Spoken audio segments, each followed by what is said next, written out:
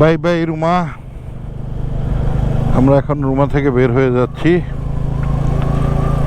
এই ব্রিজটা পার হলেই রুমা উপজেলা সদর পার হয়ে গেলাম।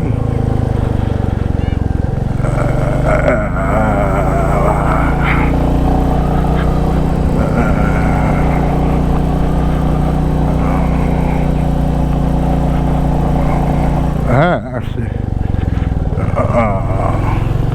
না, আপনাদের জন্য ওইদিকে ফিরা দাঁড়াইছি, কারণ অনেকেই ওইদিকে চলে যায়, ওই রাস্তাটা বড় দেখা। ভাবলাম যদি ভুল হয় কি দরকার, তার চেয়ে ওখানে দাঁড়াই। আর ঢাল দেখা ওইখানে ঘুরে দাঁড়াইছে। বাইক আসতেছে কিন্তু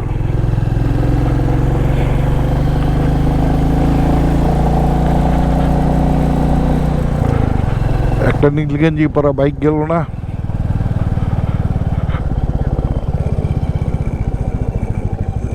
আচ্ছা আচ্ছা আচ্ছা আচ্ছা,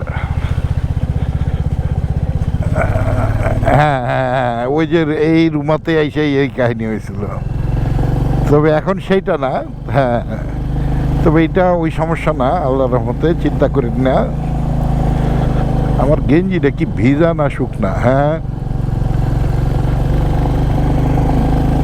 বলো।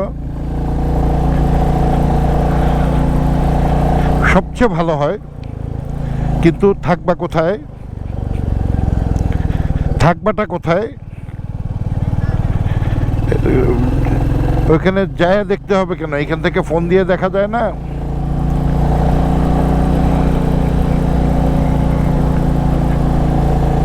কারণ ওই বিকালের পাগল ছাগল গা ভেজার জন্য দাদু ভাই নিউমোনিয়া হয়ে যাবে ঠান্ডা লেগে গেলে। মোটরসাইকেল আসতেছে।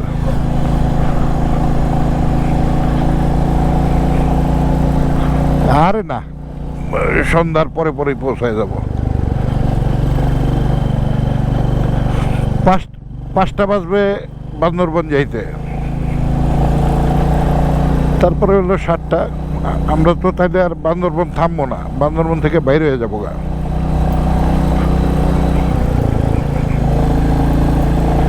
বান্দরবন থেকে 72 কিলোমিটার রাস্তা। এই কাদা